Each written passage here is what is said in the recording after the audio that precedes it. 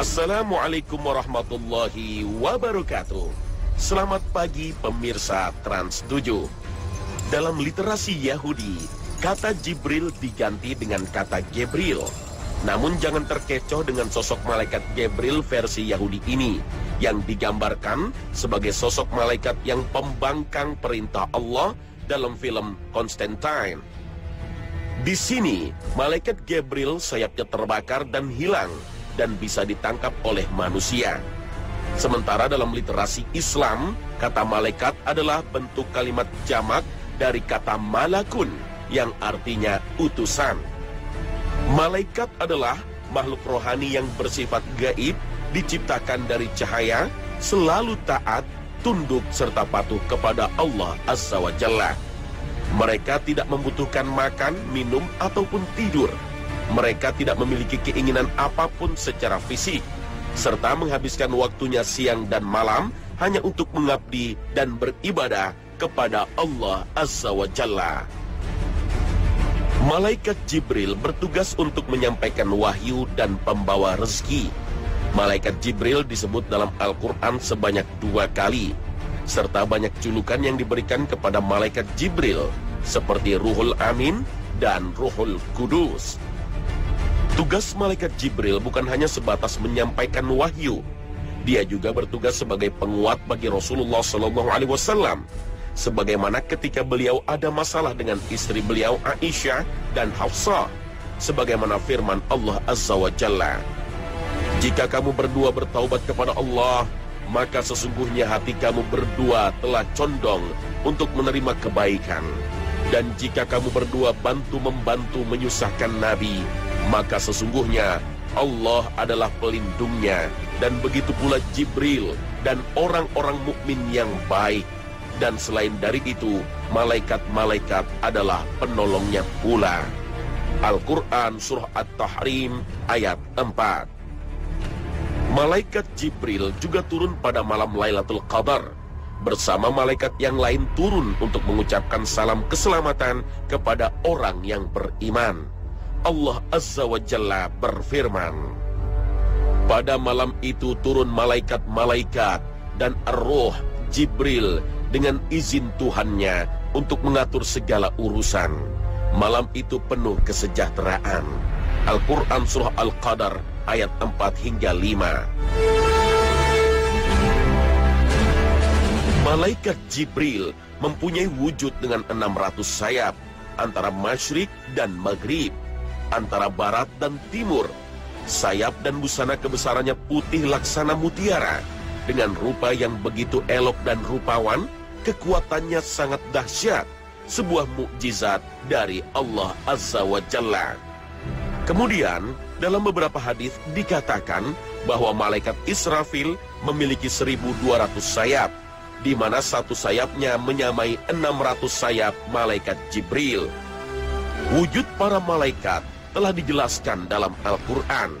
Ada yang memiliki sayap sebanyak 2, 3, dan 4, sebagaimana yang difirmankan Allah Jalla Jalaluh. Segala puji bagi Allah pencipta langit dan bumi, yang menjadikan malaikat sebagai utusan-utusan untuk mengurus berbagai macam urusan yang mempunyai sayap.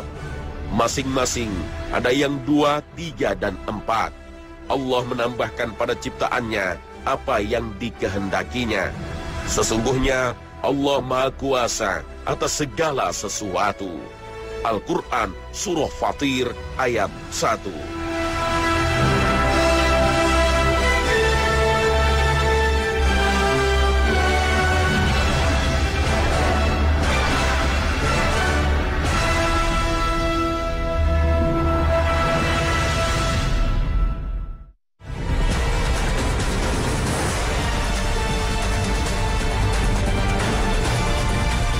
Dari segi bahasa, iman artinya percaya dan membenarkan. Sementara menurut istilah, iman mempunyai arti meyakini dengan hati, mengucapkan dengan lisan, dan mengamalkan dengan perbuatan. Beriman kepada malaikat berarti mempercayai dengan sepenuh hati bahwa Allah Azza wa Jalla telah menciptakan makhluk yang bernama malaikat. Mengimani keberadaan malaikat merupakan hal yang sangat penting. Kepercayaan tersebut akan memurnikan amalan umat Islam dari segala bentuk kesyirikan. Secara tersirat, Al-Quran telah memberi penjelasan bahwa beriman kepada malaikat adalah pokok keimanan. Iman kepada wahyu yang diturunkan Allah Azza wa Jalla kepada para rasulnya. Karena Allah Azza wa Jalla menurunkan wahyu kepada para rasulnya melalui perantara malaikat Jibril. Dan jika ada yang tidak mengimani malaikat sebagai makhluk Allah Azza wa Jalla, maka dia telah mendustakan wahyu dan kitab-kitab Allah, serta mendustakan risalah para utusan Allah Azza wa Jalla. Malaikat adalah salah satu makhluk ciptaan Allah Azza wa Jalla yang bersifat gaib, yang diciptakan dari cahaya. Mereka selalu taat, tunduk, dan patuh hanya kepada Allah Jalla Jalaluh. Malaikat diciptakan Allah Azza wa Jalla memiliki tujuan dan tugas khusus. Malaikat juga memiliki sifat dan ciri-ciri berbeda dengan manusia. Malaikat adalah salah satu makhluk Allah Azza wa Jalla yang tidak dapat disentuh dan dilihat oleh mata telanjang manusia. Karena malaikat adalah makhluk gaib, dan segala sesuatu yang gaib pada hakikatnya tidak mungkin bisa dilihat oleh mata telanjang manusia. Iman kepada malaikat adalah meyakini dengan sepenuh hati bahwa Allah Azza wa Jalla telah menciptakan malaikat sebagai makhluk gaib yang telah diutus untuk melaksanakan segala perintah Allah. Manusia yang mengimaninya akan selalu berhati-hati dan menjaga dirinya dalam bertutur kata dalam kehidupan sehari-hari. Beriman atau meyakini adanya malaikat, hukumnya adalah fardu ain. Ini merupakan salah satu rukun iman yang kedua di antara rukun iman yang ada. Sebagaimana yang difirmankan Allah Azza wa Jalla, Rasul Muhammad beriman kepada apa yang diturunkan kepadanya Al-Quran dari Tuhannya.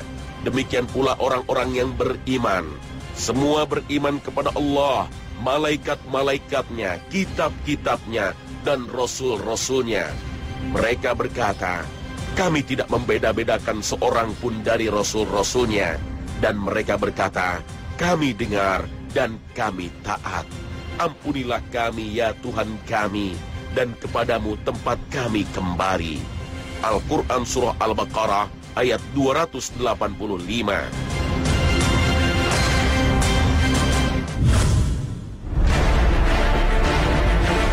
Malaikat Jibril adalah pemimpin para malaikat. Tugasnya bertugas menyampaikan wahyu, sekaligus mengajarkan wahyu itu kepada para nabi dan rasul. Nama malaikat Jibril disebut 2 kali dalam Al-Quran. Malaikat Jibril juga satu-satunya malaikat yang mempunyai gelar Al-Amin dan Ruhul Qudus. Imam Ahmad rahimahullah menceritakan sebuah hadis yang bersumber dari sahabat Ibnu Mas'ud bahwa Rasulullah SAW pernah bersabda, aku melihat Jibril di Sidratil Muntaha. Dia mempunyai 600 sayap. Rasulullah SAW ketika mendapatkan wahyu kedua, beliau pernah melihat rupa asli malaikat Jibril tanpa rupa atau samar. Dan dalam kesempatan yang lain, Jibril nampak dalam rupa seorang manusia biasa. Sementara dalam hadis masyhur yang diriwayatkan oleh Umar bin Khattab, malaikat Jibril muncul di hadapan Rasulullah dan para sahabat dalam wujud seorang lelaki yang memakai pakaian serba putih dengan rambut sangat hitam. Malaikat Jibril mampu terbang dan turun dari langit dalam keadaan yang sangat cepat. Padahal jarak antara setiap lapisan langit adalah sejauh 500 tahun perjalanan. Dalam beberapa keterangan yang ada dalam Al-Quran disebutkan bahwa para malaikat mempunyai kecepatan terbang yang sangat cepat. Sebagaimana firman Allah Azza wa Jalla, dan malaikat-malaikat yang turun dari langit dengan cepat, dan malaikat-malaikat yang mendahului dengan kencang. Al-Quran Surah An-Nazi'at ayat 3 hingga 4. Malaikat juga ada yang memiliki sayap 2, 3, dan 4. Mereka juga bertugas untuk mengatur berbagai urusan yang ada di dunia ini, sebagaimana firman Allah Azza wa Jalla.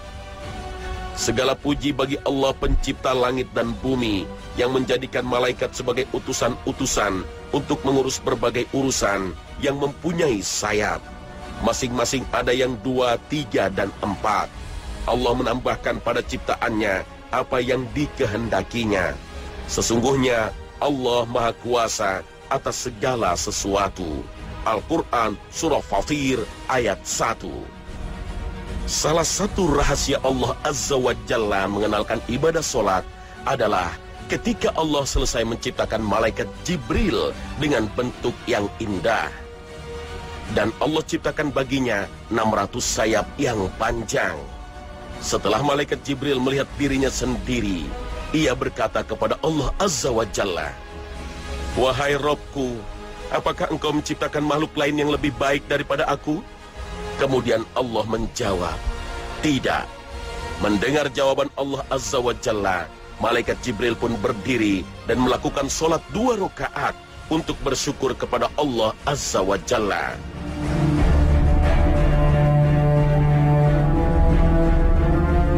Pada setiap rakaat solat yang dikerjakan malaikat Jibril menghabiskan waktu selama 20.000 tahun lamanya. Setelah malaikat Jibril melakukan solat, kemudian Allah Azza wa Jalla berfirman, "Wahai Jibril, kamu telah menyembahku dengan bersungguh-sungguh, dan tidak ada seorang pun yang menyembah kepadaku seperti yang kamu lakukan. Akan tetapi, di akhir zaman nanti akan datang seorang nabi yang mulia, yang paling aku cintai, bernama Muhammad. Dia mempunyai umat yang lemah yang senantiasa berbuat dosa. Seandainya mereka mengerjakan sholat 2 rakaat, walau hanya sebentar dengan pikiran yang melayang-layang, dan dosa mereka pun besar, maka demi kemuliaanku dan ketinggianku, sesungguhnya sholat mereka itu lebih aku sukai daripada sholatmu. Karena mereka mengerjakan sholat atas perintahku, sedangkan engkau melakukan sholat bukan atas perintahku." Dan setelah mendengar hal tersebut, Jibril pun kembali bertanya kepada Rabb-Nya, "Ya Rabb, apakah engkau berikan kepada mereka sebagai ganjaran atas ibadah mereka kepadamu?" Maka Allah berfirman, "Ya Jibril, akan aku berikan surga ma'wa sebagai tempat tinggal mereka." Ketika mendengar kata-kata surga ma'wa, Jibril memohon izin kepada Allah agar diperkenankan melihatnya. Maka Allah Azza wa Jalla mengabulkan permohonan Jibril. Kemudian Jibril pun segera berangkat menuju surga ma'wa. Dia bentangkan seluruh sayapnya, lalu terbang untuk menempuh jarak yang amat jauh. Setiap kali malaikat membuka sayapnya, maka dia bisa menempuh jarak sejauh 300.000 tahun perjalanan. Dengan kekuasaan Allah Azza wa Jalla, sekalipun malaikat Jibril memiliki kecepatan terbang yang sangat dahsyat, tetap saja malaikat Jibril tidak bisa sampai kepada surga ma'wa. Malaikat Jibril merasa letih dan beristirahat di sebuah pohon sambil bersujud kepada Allah dan berkata, "Ya Allah, apakah perjalananku telah separuhnya? Ataukah baru 2/3 atau bahkan separuhnya?" Maka Allah Azza wa Jalla berfirman, "Hai Jibril, walaupun kamu mampu terbang 300.000 tahun dengan sayap-sayapmu yang sudah ada, dan aku tambah lagi 600 sayap, niscaya tidak akan bisa mencapainya. Karena surga ma'wa akan aku berikan kepada umat Muhammad sebagai sebuah hadiah yang istimewa dariku, karena mereka mau mengerjakan sholat." Ratusan atau mungkin ribuan abad yang lalu, Jibril bersama Mikail dan Israfil pernah datang kepada kekasih Allah Azza wa Jalla, yaitu Nabi Ibrahim alaihissalam. Ketiganya datang memberikan kabar gembira kepada Ibrahim dan Sarah akan kehadiran buah hati mereka. Dan setelah memberi kabar baik kepada Nabi Ibrahim, kemudian mereka bertiga pergi untuk menemui Nabi Lut. Jibril pernah mencongkel bumi seluas 5 desa, kemudian mengangkatnya ke langit dan membalikkannya hanya dengan 1 sayapnya. Jibril mengazab kaum Nabi Lut karena perbuatan mereka sudah sangat menyimpang, di mana praktek homoseksual ketika itu sudah lumrah terjadi. Kebanyakan kaum Lut adalah sebagai kaum pendosa. Mereka telah menyekutukan Allah Azza wa Jalla dan mendustakan nabinya. Berbuat kotor dengan perbuatan homoseksual yang belum pernah dilakukan oleh orang sebelum mereka, dan senantiasa menantang datangnya azab. Kisah azab yang menimpa kaum Lut bermula dengan datangnya malaikat Jibril, Mikail, dan Israfil dengan sosok laki-laki tampan dan gagah. Mereka datang menemui Nabi Lut. 3 orang tamu yang rupawan itu membuat Lut merasa cemas, khawatir kalau kaumnya akan mengganggu mereka, sebagaimana digambarkan dalam Al-Quran. Dan tatkala datang utusan-utusan kami, para malaikat itu kepada Lut, dia merasa susah dan merasa sempit dadanya karena kedatangan mereka. Dan dia berkata, ini adalah hari yang amat sulit. Al-Quran Surah Hud ayat 77. Kejadian ini yang tadinya disembunyikan oleh Nabi Lut karena istri Nabi Lut khianat, maka kehadiran para tamu pun bocor ke telinga kaum Nabi Lut yang gemar melakukan praktek homoseksual. Kemudian Nabi Lut semakin gelisah. Beliau sangat memuliakan tamu dan tidak ingin tamu istimewanya terganggu dan tersakiti, sebagaimana yang digambarkan dalam Al-Quran. Lut berkata, seandainya aku mempunyai kekuatan untuk menolakmu, atau kalau aku dapat berlindung kepada keluarga yang kuat, tentu aku lakukan. Para utusan malaikat berkata, hai Lut, sesungguhnya kami adalah utusan-utusan Tuhanmu. Sekali-kali mereka tidak akan dapat mengganggu kamu. Sebab itu pergilah dengan membawa keluarga dan pengikut-pengikut kamu di akhir malam. Dan janganlah ada seorang pun di antara kamu yang tertinggal, kecuali istrimu. Sesungguhnya dia akan ditimpa azab yang menimpa mereka, karena sesungguhnya saat jatuhnya azab kepada mereka ialah di waktu subuh. Bukankah subuh itu sudah dekat? Al-Quran Surah Hud ayat 80 hingga 81.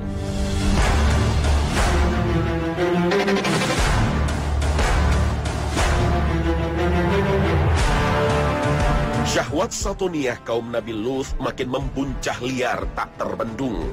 Malam itu mereka mencoba mendobrak pintu rumah Nabi Lut. Lalu Jibril memukul wajah mereka dengan ujung sayapnya hingga mereka menjadi buta. Kemudian Jibril memerintahkan Lut dan umatnya yang beriman untuk keluar dari rumahnya.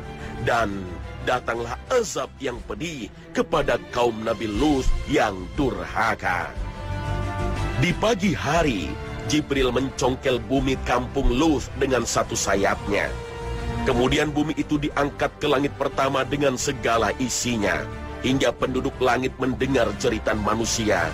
Lengkingan berbagai suara, baik itu manusia atau hewan, sangat terdengar jelas oleh penduduk langit. Setelah itu Jibril membalikkan bumi itu, kemudian dilemparkan lagi ke bumi dengan diikuti hujan batu dari Sijil. Imam Qatadah mengatakan, telah sampai kepada kami bahwa Jibril mengangkat bagian tengah desa, kemudian ia lemparkan ke langit, hingga penduduk langit mendengar berbagai jeritan dari manusia dan hewan. Muhammad bin Ka'ab al-Qurazi mengatakan bahwa kampung kaum Nabi Lut itu ada 5 kampung, di antaranya kampung Sodom. Ini adalah kampung terbesar yang dihancurkan oleh malaikat Jibril, Mikail, dan Israfil. Kampung Sa'bah, Sa'wa, Astra, dan Duma. Allah Al-Aziz yang Maha Perkasa sangat mudah menurunkan azab kepada manusia yang berbuat zalim. Coba kita bayangkan, daratan sebesar 5 desa dicongkel dan diangkat begitu saja menuju langit yang tingginya tidak bisa diukur dengan mata telanjang. Mata yang lemah ini tidak tahu berapa jarak pastinya. Pohon-pohon, istana dan bangunan kokoh, manusia dan hewan, segala macam isinya melayang ke langit. Masih pantaskah kita berbuat sombong di hadapan Allah? Sementara pada hakikatnya kita adalah makhluk yang lemah.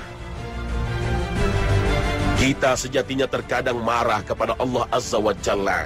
Ketika Allah dengan segala kekuasaannya menurunkan hujan atau memaparkan teriknya matahari ke bumi ini, seolah-olah kita mampu melawannya. Kita terkadang membusungkan dada, mengkritik hukum-hukumnya yang ada dalam Al-Quran dan hadis Nabi, karena kita menganggapnya kejam dan tidak adil. Kita tidak mengenal limit logika kita. Sebagian dari kita juga sering memprotes ketetapan takdirnya. Padahal Dialah Al-Amin yang maha mengetahui dan Al-Hakim yang maha bijaksana. Malaikat Jibril adalah malaikat yang bertugas menyampaikan wahyu kepada para nabi dan rasul. Dalam Al-Quran disebutkan bahwa malaikat Jibril merupakan penghulunya para malaikat. Dan di dalam teks kitab Tanakh, Taurat, dan Injil ada juga yang menerangkan bahwa malaikat Jibril adalah sebagai ketuanya dari para malaikat. Allah Subhanahu wa Ta'ala berfirman, "Katakanlah, barang siapa yang menjadi musuh Jibril, maka Jibril itu telah menurunkannya Al-Quran ke dalam hatimu dengan seizin Allah, membenarkan apa kitab-kitab yang sebelumnya dan menjadi petunjuk serta berita gembira bagi orang-orang yang beriman." Al-Quran Surah Al-Baqarah ayat 97. Dalam perspektif teologis, Jibril adalah sebagai penyambung pesan untuk mengantarkan sebuah pesan dari Allah Azza wa Jalla berupa wahyu kepada para nabi dan rasul, sebagaimana firman Allah Azza wa Jalla. Dan sesungguhnya Al-Quran ini benar-benar diturunkan oleh Tuhan semesta alam. Dia dibawa turun oleh Ar-Ruh Al-Amin Jibril ke dalam hatimu Muhammad, agar kamu menjadi salah seorang di antara orang-orang yang memberi peringatan.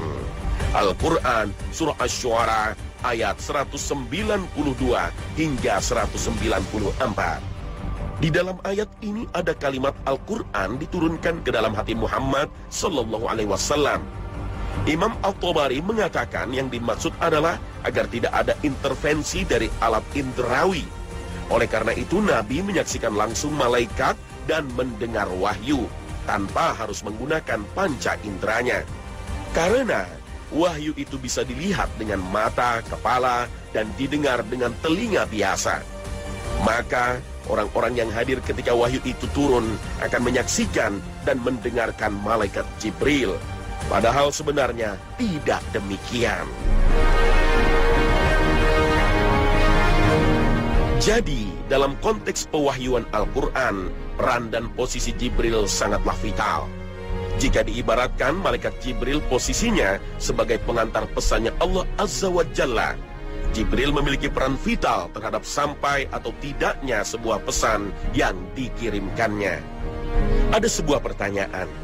Ketika pesan yang ditugaskan Allah Azza wa Jalla telah selesai semuanya dan telah sampai kepada Rasulullah, apakah tugas malaikat Jibril sebagai pengantar pesan Allah Azza wa Jalla telah selesai?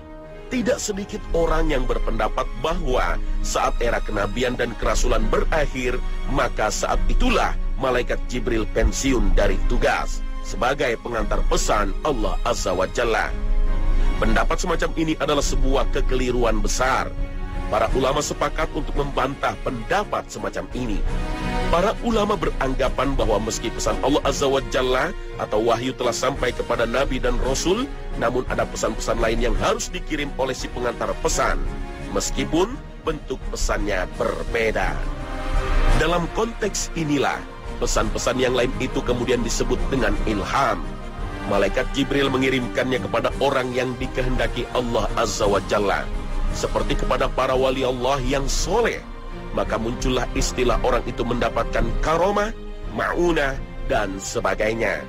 Pendapat inilah yang dianut sebagian besar dari kalangan ahlus sunnah wal jamaah. Singkatnya, selama kebaikan masih bercokol di muka bumi ini, maka selama itu pula Jibril yang sering disebut Ruhul Amin dan Ruhul Qudus masih melakukan tugasnya dengan sangat baik. Ia kerap kali menyampaikan atau mengirimkan hal-hal yang positif kepada umat manusia. Membicarakan masalah Jibril sudah pensiun sebenarnya hal yang samar dan meragukan. Sebab, sekalipun era di mana kenabian dan kerasulan telah selesai, Jibril tetaplah bekerja dan tidak pensiun. bahwa maksud wahyu telah berakhir, yaitu pada sosok Muhammad sebagai Nabi dan Rasul terakhir. Malaikat Jibril sebenarnya sangat dekat dengan kita, baik saat tidur ataupun tidak. Bahkan dalam sebuah hadis sahih dijelaskan bahwa malaikat rahmat tidak akan masuk ke rumah seseorang apabila ada patung yang biasa disembah dan anjing. Sedangkan yang dimaksud dengan malaikat rahmat adalah malaikat Jibril. Imam As-Suyuti dalam bukunya Al-Hawilil Al-Fatawa dituliskan bahwa malaikat Jibril masih tetap eksis turun ke bumi. Beliau memberikan sebuah alasan dengan sebuah hadis yang diriwayatkan oleh Imam At-Tabrani dalam kitab Al-Kabir dari Maimunah binti Sa'ad. Dia berkata, "Wahai Rasulullah, bolehkah seseorang tidur malam dalam keadaan junub?"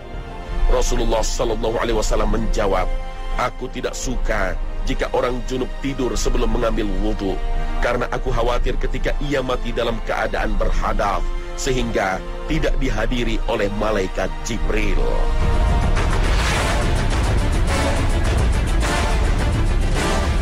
Menurut Imam As-Suyuti, hadis ini secara tersirat menjelaskan bahwa malaikat Jibril selalu turun ke bumi untuk menghadiri setiap orang mukmin yang mati dalam keadaan suci dari hadas. Selain itu, Imam As-Suyuti memberikan sebuah alasan dengan membawakan sebuah hadis yang dikeluarkan oleh Nu'aim bin Hammad dalam Al-Fitan dan At-Tabrani dari Ibnu Mas'ud bahwa ketika Rasulullah menyebutkan ciri-ciri Dajjal, beliau bersabda, "Lalu Dajjal melewati Mekah. Ternyata di sana dia bertemu dengan makhluk yang sangat besar.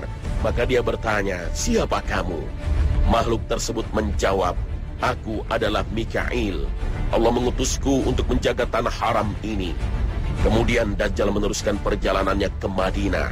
Di sana dia juga bertemu dengan makhluk yang besar dan dia bertanya, 'Siapa kamu?' Makhluk itu menjawab, 'Aku adalah Jibril. Aku diutus Allah untuk menjaga tanah haram ini.'" Menurut As-Suyuti, hadis ini sudah sangat jelas menerangkan bahwa sekalipun Nabi Muhammad telah wafat, malaikat Jibril masih tetap turun ke bumi pada waktu-waktu tertentu untuk mengemban tugas dari Allah Azza wa Jalla. Sebagaimana firman Allah Azza wa Jalla, "Sesungguhnya kami telah menurunkannya Al-Quran pada malam kemuliaan. Dan tahukah kamu apakah malam kemuliaan itu? Malam kemuliaan itu lebih baik dari 1000 bulan. Pada malam itu turun malaikat-malaikat itu dan roh Jibril padanya dengan izin Tuhan mereka untuk mengatur segala urusan. Malam itu penuh kesejahteraan sampai terbit fajar." Al-Quran Surah Al-Qadr ayat 1 hingga 5. Jangan pernah ada keraguan dalam hati kita sedikit pun, dan jangan bertanya tentang bagaimana caranya para malaikat itu turun ke bumi pada malam Lailatul Qadar. Cukuplah kita mengimaninya saja, karena yang dapat diketahui oleh manusia tentang rahasia alam ini hanya sedikit, sebagaimana yang dijelaskan Allah Azza wa Jalla dalam firman-Nya. "Dan mereka bertanya kepadamu tentang roh, katakanlah, roh itu termasuk urusan Tuhanku, dan tidaklah kamu diberi pengetahuan melainkan sedikit." Al-Quran Surah Al-Isra ayat 85. Syekh Rashid Ridha dalam tafsirnya Al-Manar menjelaskan bahwa malaikat turun ke bumi dalam rangka memberikan kebaikan kepada manusia. Artinya, ketika seseorang itu mendapatkan malam Lailatul Qadar, maka manusia akan selalu terdorong untuk melakukan kebaikan. Dan selama manusia ada yang mengerjakan kebaikan, maka selama itu pula malaikat Jibril akan datang ke bumi untuk memberikan rahmat atas perintah Allah Azza wa Jalla sebagai yang maha pengasih dan maha penyayang. Dengan demikian, tugas malaikat Jibril pasca kenabian dan kerasulan Muhammad sallallahu alaihi wasallam telah jelas. Malaikat Jibril masih tetap eksis turun ke bumi untuk menyampaikan pesan-pesan Allah Azza wa Jalla. Dan perlu ditegaskan lagi bahwa malaikat Jibril tidak pensiun dari tugasnya kecuali tugas menyampaikan wahyu kepada Nabi dan Rasul. Wallahu a'lam bissawab.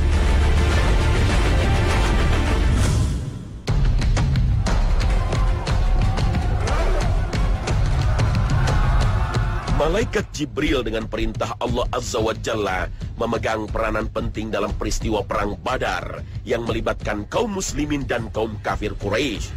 Bahkan Jibril boleh disebut sebagai Panglima Badar karena waktu itu musuh kocar-kacir lari tunggang langgang. Sejarah mencatat bahwa peristiwa perang Badar terjadi pada tanggal 17 Ramadan 2 tahun setelah hijrah. Perang ini adalah merupakan perang yang tidak seimbang karena pada waktu itu jumlah kaum muslimin lebih kecil jika dibandingkan dengan kaum kafir Quraisy.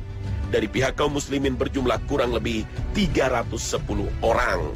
Sedangkan dari pihak kafir Quraisy berjumlah kurang lebih 1010 orang. Jika dilihat dari segi jumlah dan berbagai peralatan perang, maka pasukan muslimin jauh dari kata seimbang jika dibandingkan dengan kaum kafir Quraisy. Kemudian Rasulullah SAW memohon dan berdoa kepada Allah Azza wa Jalla.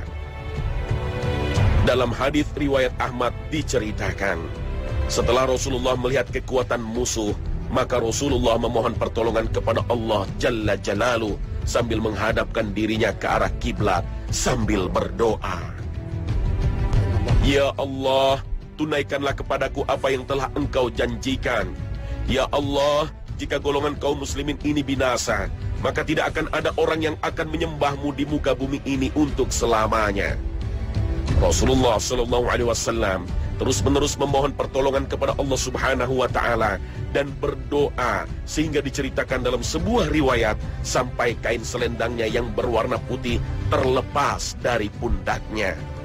Kemudian Abu Bakar datang menghampirinya dan memungut kain selendangnya, terus diletakkan lagi ke pundaknya, dan Abu Bakar tetap berdiri di belakangnya sambil berkata, "Wahai Nabi Allah, cukuplah permohonanmu pada Tuhanmu, karena sesungguhnya Dia pasti akan menunaikan apa yang telah dijanjikan kepadamu." Kemudian Allah Azza wa Jalla mengirimkan 1000 pasukan malaikat yang dipimpin langsung oleh malaikat Jibril. Bahkan para ulama sepakat menyebut malaikat Jibril sebagai panglima perang Badar, karena peranan malaikat Jibril lah umat Islam berada dalam kemenangan. Dalam sebuah hadis yang diriwayatkan oleh Imam Al-Bukhari disebutkan, ketika Rasulullah SAW berbicara kepada Abu Bakar, "Berbahagialah wahai Abu Bakar, ini adalah Jibril sedang memegang kepala kudanya dan ia membawa peralatan perang." Dan dipertegas lagi dengan turunnya sebuah ayat yang ada dalam Al-Quran yang menceritakan bahwa Allah Subhanahu wa Ta'ala mengirimkan 1000 pasukan malaikat yang dipimpin langsung oleh Jibril sebagai panglimanya. Kemudian umat Islam berada dalam kemenangan. Allah Azza wa Jalla berfirman, "Ingatlah ketika kalian memohon kepada Tuhan kalian, lalu diperkenankannya bagi kalian. Sesungguhnya aku akan mendatangkan bala bantuan kepada kalian dengan 1000 malaikat dengan datang berturut-turut." Al-Quran Surah Al-Anfal ayat 9. Dan akhirnya pasukan muslimin berada dalam kemenangan, di mana 70 orang tentara kafir Quraisy berhasil dibunuh dan 70 orang berhasil ditawan, sementara sisanya melarikan diri. Allah Azza wa Jalla berfirman, "Sungguh Allah telah menolong kamu dalam peperangan Badar, padahal kamu adalah ketika itu orang-orang yang lemah. Karena itu bertakwalah kepada Allah supaya kamu mensyukurinya." Al-Quran Surah Ali Imran ayat 123.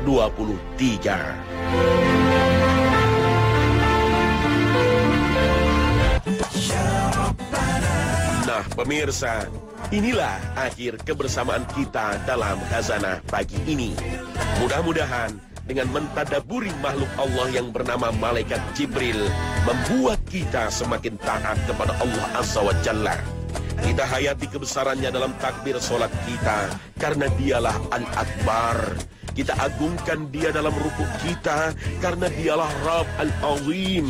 Kita tinggikan dalam sujud kita, karena dialah Rabb Al-A'la. Innahu ala kulli syai'in qadir. Dialah maha kuasa di atas segala sesuatu.